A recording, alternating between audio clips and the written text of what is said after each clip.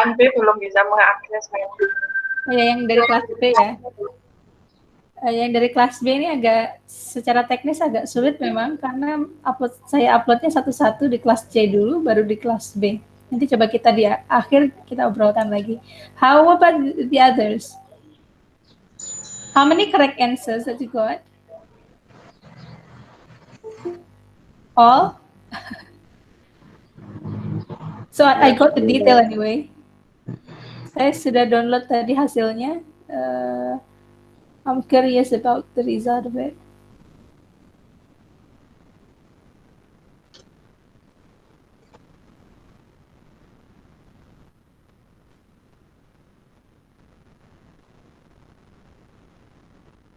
So here is the result. Can you see?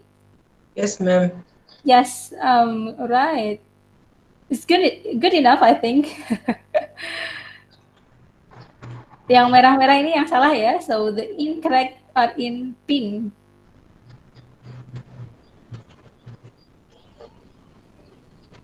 Masih banyak beberapa yang ada yang salah 3 juga.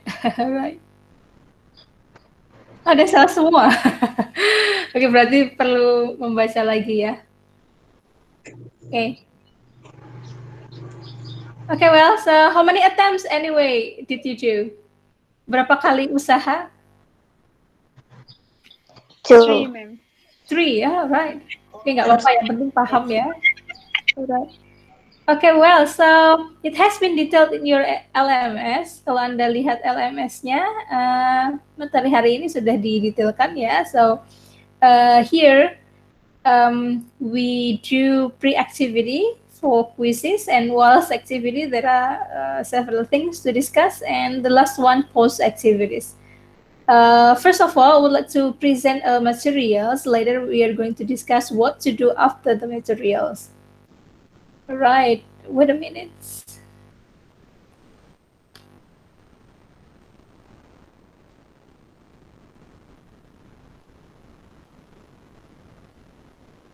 Okay, so today is week 4, pekan keempat ya, teman-teman. Kalau Anda melihat course outline, materi kali ini merupakan lanjutan dari materi di pekan sebelumnya, yaitu tentang kerangka berpikir belajar. Tapi yang untuk pertemuan kali ini lebih dispesifikan kepada pembelajaran daring. Lalu judulnya makanya adalah kerangka berpikir belajar daring, gitu ya. So what do I believe learning? Learning is a lifelong process. Yang betul frasenya lifelong ya, bukan long life ya. Bukan long life learning, tapi lifelong learning. So learning is a lifelong process. Learning involves cognitive work. Learning also requires reflection and metacognition. Jadi kita perlu merefleksikan ulang apa yang sudah kita pelajari, apa yang baik, apa yang perlu ditingkatkan gitu. So learning is social, so then you collaborated with your classmates, and learning grows from challenges. Jadi ketika ada tantangan, disitulah terjadi pembelajaran. Okay, the next one, we are going to talk about self-regulation. Have you heard this term before? Anda sudah pernah mendengar terminologi ini sebelumnya? Self-regulation. Atau self-regulated learning, biasanya disebutnya begitu. Ada yang sudah pernah mendengar? Belum ya, ini pertama kali. So, mengapa materi ini dimunculkan pada pertemuan kali ini? Karena dalam kerangka berpikir belajar daring, self-regulation is very significant for a student success. Jadi, agak berbeda strategi pembelajaran untuk pembelajaran yang luring dan daring.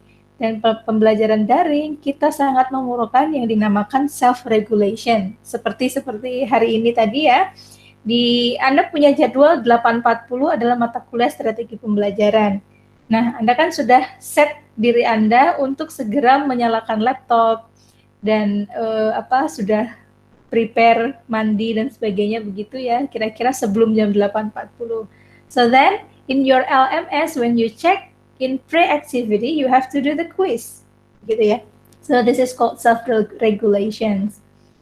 Why do I care about self-regulations? First, it brings together critical aspects of motivation.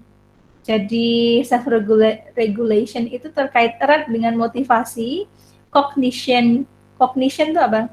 Cognition itu lebih ke intelligence begitu ya.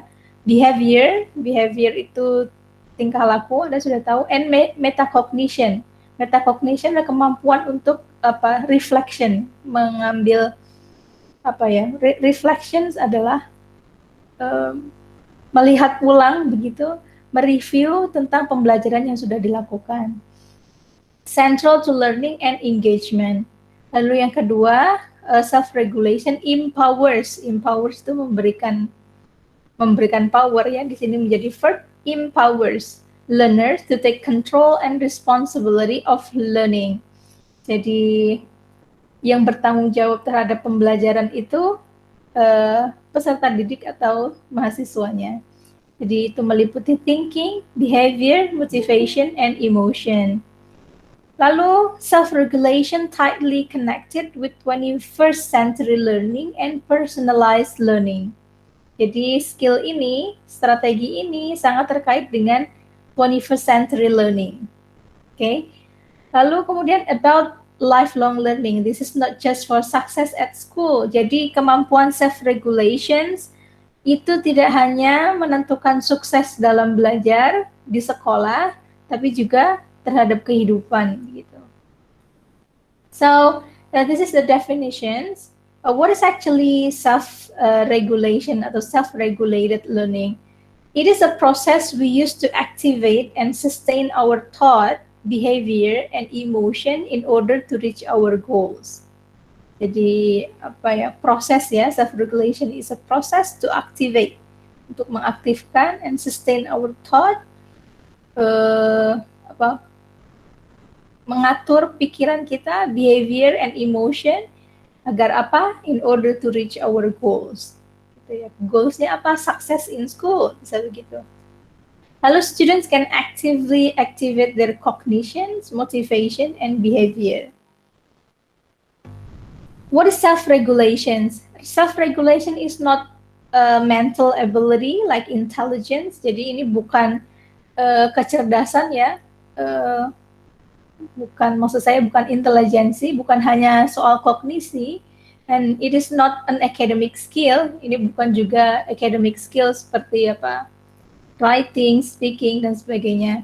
It is a self-directive process that learners can use to transform their intrinsic mental abilities into academic skill. Jadi apa sih sebenarnya self-regulations itu? Jadi kemampuan seseorang atau peserta didik untuk self-directive terhadap dirinya, jadi mengatur dirinya. So then, learners can use to transform their intrinsic mental ability. Masih ingat ya, intrinsic berarti tentang mental yang ada di dalam dirinya, into academic skills. Jadi, kalau Anda amati, jadi sukses dalam belajar atau sukses di sekolah itu tidak hanya dilatar belakangi oleh faktor intelijensi, tapi juga self-regulations. Kami dapati sering juga kalau Anda nanti mengamati, banyak sekali ketika di level secondary, misalkan secondary itu SMP, SMA, Anda sama teman Anda seangkatan, lulusnya mesti masuk bareng, lulusnya juga bareng. Tapi ketika saat di universitas, masuknya bersamaan, misalkan angkatan 2019, tapi belum tentu nanti lulusnya bisa bersamaan atau tepat waktu. Salah satunya di faktor apa? Self-regulations itu. Itu sama sekali tidak kalau di universitas sama sekali tidak ada kaitannya. Maksud saya intelijensi bukan satu-satunya penentu dalam mahasiswa itu lulus tepat waktu, tidak. Tapi hal lain adalah self-regulations. Kemampuan seseorang itu atau peserta didik atau mahasiswa dalam self-regulate himself atau herself gitu ya. So ini yang disebut dengan self-regulations. There are 3 dimensions of self-regulated learning. The first one is observable behavior. And then the second is motivation and affect. The last one, cognition or cognitive strategy. So it is more to strategy. Jadi makanya ini saya masukkan menjadi salah satu strategi di strategi pembelajaran ya. Okay, next, SRL of behavior. Behaviornya termasuk apa saja? Termasuk time, study environment, people, resources. Kalau motivation and affect, termasuk di dalamnya adalah controlling motivation, beliefs, and anxiety. Beliefs itu apa yang Anda percaya, dan anxiety itu juga memanage ketakutan itu. Itu ya. Kalau Anda takut karena besok akan ujian, makanya hari ini Anda belajar, gitu. Lalu yang terakhir, SRL of cognitive strategies, ada rehearsal strategies. Jadi cognitive strategy untuk mengasah kognisi Anda melakukan misalkan rehearsal strategies. Rehearsal strategies itu terkait dengan practice over time. Mungkin pekan depan Anda akan presentasi speaking, begitu. Presentasi berbicara di depan kelas. Jadi Anda akan practice over time. Oh, sehari ini saya akan belajar tentang slide 1 dan 2 misalkan. Oh, besok slide 3 dan 4 gitu. Jadi ada rehearsal strategies. Yang kemudian selanjutnya elaboration strategies. Elaboration strategies maksudnya adalah make the information meaningful to you. Ini mistyping. Jadi maksudnya apa? Elaborations itu sinonim dari explanations ya. Jadi ketika Anda menghadiri kuliah, Anda tidak paham, Anda berusaha mencari sources lain untuk bisa memahami sendiri, gitu. Jadi elaboration strategies, make the information meaningful to you, atau yang dijelaskan oleh gurunya, Anda kemudian mengkaitkannya dengan kehidupan Anda sendiri, kehidupan Anda sehari-hari, begitu. Bisa jadi begitu. Lalu yang terakhir adalah organizational strategies. Organizational strategies terkait dengan struktur ya. So don't memorize the structure, create it. Misalkan Anda ditanya prepositions ya.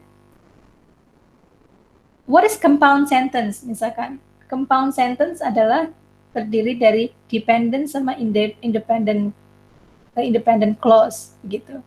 Jadi kalau kalimatnya compound sentence berarti dia harus diikuti oleh preposisi. Preposisinya ada for, and, but gitu. Anda menghafal itu kan sulit. Don't memorize the structure, tapi Anda punya cara cepat untuk belajarnya. Misalkan, oh kalau ada fun boys, kalau ada preposisi yang berupa fun boys, berarti dia compound sentence. Itu maksudnya dari organizational strategies. Jadi dalam belajar, you don't have to memorize the structure, but you need to create it in order to make it meaningful for you. Bisa jadi begitu. Oke. Selanjutnya, mistyping ya. Ini active control.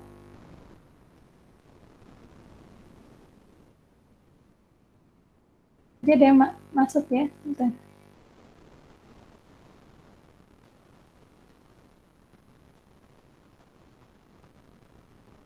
Oke, SRL behavior is active control of resources including. Jadi tadi yang pertama adalah self-regulated learning behavior. Contohnya apa? Misalkan time. Jadi Anda sudah punya time management.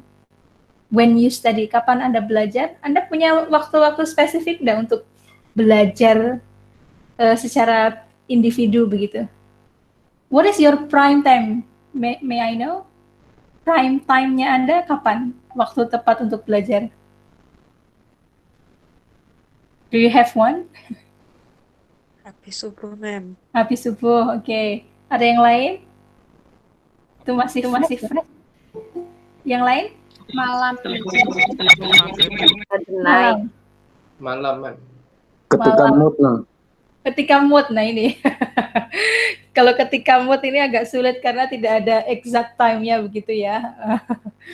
Jadi time management when you study and distributed practice. Nah, Anda melakukan practice. Oh, mungkin habis subuh karena masih fresh. saya ingin menghafal apa misalkan, menghafal apalah gitu. Lalu kemudian kalau nanti habis maghrib, kayaknya saya perlu membaca tentang hal lain selain bahasa Inggris, tentang politik misalkan kalau Anda punya ketertarikan di politik atau dan sebagainya. Lalu kemudian study environment, Anda menciptakan suasana belajar yang comfortable for you, where misalkan Anda punya space khusus di rumah Anda atau di kamar Anda, lalu Anda mengatur temperature-nya apa, temperature-nya mungkin dikasih wangi-wangi begitu, light-nya Anda punya apa, lampu belajar khusus, dan noise-nya juga Anda atur di situ. Atau Anda sekarang lagi trending yaitu Anda punya visual arts begitu, Anda punya hiasan-hiasan sehingga memudahkan Anda untuk membantu mengingat pelajaran misalkan begitu bisa. Jadi, do you have any special space for you to study? Yes. Okay. Music, ma'am. Huh? Sometimes when I will learn study, I play music. Noise ya. Tentang noise tadi, apa musiknya? Mozart. Tipe masnya adalah apa? Tipe yang auditory ya, bisa pakai suara-suara begitu. Lalu peer, who and when, alone, pairs, the group. Apakah tugasnya perlu diselesaikan sendiri, atau pairs berdua, atau in group gitu. Lalu faculty tentang class questions, Anda meneliti apa sih sebenarnya yang dimau dari mata kuliah ini misalkan. Office hours, Anda perlu menemui misalkan dosen untuk konsultasi, atau emails, Anda perlu meng-email dosen tentang apa yang menjadi kendala Anda. Lalu textbook terkait dengan reading dan studying.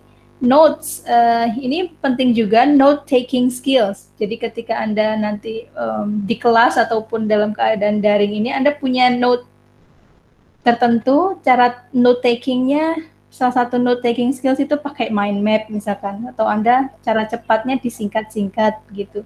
So Anda membuat visual yang lain, bisa jadi begitu. Lalu classroom attentions and organizations, mistyping lagi ini. Alright, next, ini tentang affect and motivations. Will is our motivational orientations. Will ya. Will itu terkait dengan motivation, terkait dengan goals, value, expectancies. Kemudian skills. Skills is our use of the appropriate resources. Jadi memang kombinasi antara dua, tidak hanya will tapi juga skills. Skills dalam hal apa tadi? Resource management. Mungkin di meja belajar Anda ada buku-buku mata kuliah tertentu yang sudah Anda klasifikasikan untuk semester ini misalkan gitu. Lalu cognitive strategies misalkan Anda membuat jadwal weekly plans begitu atau daily plans begitu. Kemudian reflection strategies Anda meneliti, semester kemarin nilai saya kok banyak yang B ini, semester ini berarti saya harus meningkatkan setidaknya B+. Kalau alhamdulillah bisa A begitu. Jadi you reflect to your own previous learning. Itu dinamakan reflection strategies. Lalu kemudian self-monitoring and attributions. Self-monitoring reveals and elicits beneficial attributional pattern in success and failure. Success, if your success is due to effort and strategies, ini increase self-efficacy. Jadi kalau Anda sukses berarti increase self-efficacy and positive effect. If it is failure, your failure is due to lack of effort or poor strategies, increase the chance for change. Jadi kalau Anda gagal tidak apa-apa, berarti Anda mengevaluasi, you will increase the chance for change. Bukannya strategi yang kemarin salah ini, sehingga saya dapat B. Makanya semester ini saya akan begini-begini, gitu ya. Self-monitoring should begin to help you control your affect and motivations. Jadi self-monitoring and attributions penting. Why self-regulations? Kita topiknya ini. helps all types of learners. Self-regulations ini berlaku bagi adult learners, college students, youth learners, disabled, elementary school students. Jadi bisa berlaku untuk siapa saja. Self-regulated learners are more likely to succeed academically and view their future optimistically. Jadi kalau Anda punya self-regulations yang bagus, it is a chance for you to succeed in academic work and also in your future. Yeah, okay. And then learner-centered approach to teaching. Self-regulation juga mengharuskan pembelajarannya self-centered. Learner-centered. Jadi berfokus pada siswa. So it is also important in the development of lifelong learning skills. Jadi self-regulations itu goalnya salah satunya adalah untuk menjadikan peserta didik atau mahasiswa sebagai lifelong learners. Gitu. How do you do it? Bisa begini, use metacognitive strategies. Metacognitive strategies itu tentang reflection tadi, Anda mereview ulang apa yang sudah Anda lakukan, mengevaluasi apa yang bagus, apa yang perlu ditingkatkan. Lalu keep an academic or learning journal, jadi Anda punya learning journal. Learning journal itu maksudnya hari ini saya belajar ini, besok materinya ini. Jadi saya harus membaca tentang apa, itu ada learning journal. Set goals. Goals Anda semester ini apa misalkan? I should get an A, misalkan in all courses. Misalkan. Plan learning strategies, generate questions before, during, and after reading. Jadi ketika Anda membaca, ada strategi membaca itu ya. You have to have questions in your mind before reading, during you read, and after reading. So, and then do a task analysis of problem. Okay, analisa problem ya, problem solving. And again, the most important one is time management. Time management. So that's it. Anything to discuss about self-regulated learning? Yes? No? No questions? So far so good? Well, so now let's look at the LMS. Tentang self-regulated learning, di sini sudah ada materi. If you want to review, there are 2 videos you need to watch. It is for enforcement. Enforcement artinya penguatan. Silakan, penguatan sebenarnya self-regulation itu seperti apa. Ini hanya ditonton saja. Kemudian the last one, not the last one. The next one, this is the main activity, I think. It is individual task. What do you have to do? In individual tasks, you have to do this one. In this section, you are assigned to design a prompt to promote your self-regulated learning. There are 2 aspects that you need to design personally. First, visual prompt, and second, a template for you to do self-reflections. The explanation of both are given below. Your design can be computerized or handwritten. Kalau handwritten berarti nanti di foto begitu. Submit your work PDF format in the provided link on the LMS. Use visual as reminders. Jadi Anda membuat pertama visual ya untuk reminders Anda, bisa berupa daily plan seperti ini, atau daily routine, atau weekly schedule. Gitu ya. Lalu yang kedua adalah tetap visual juga, tapi incorporate self-reflections. Yang mana seperti ini, math dapat 72, 95, misalkan science dapat 80, dapat sekian. Jadi target Anda apa? Atau seperti ini, self-reflections, Anda bikin planning ya, apa yang sudah Anda lakukan, what went good, what went wrong, begitu. Okay, any question from this? Belum bisa join LMS gimana, Mem? Yang belum join LMS yang dari kelas B nanti saya upload setelah ini ya, karena prosesnya agak teknikal.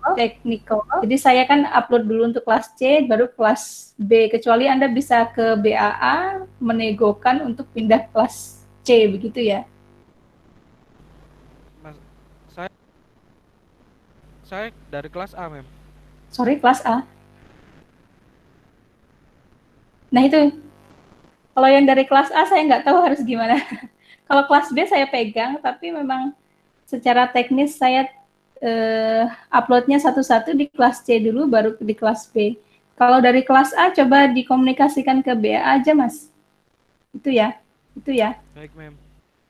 Ke BA, karena secara teknis saya tidak in charge dalam hal itu.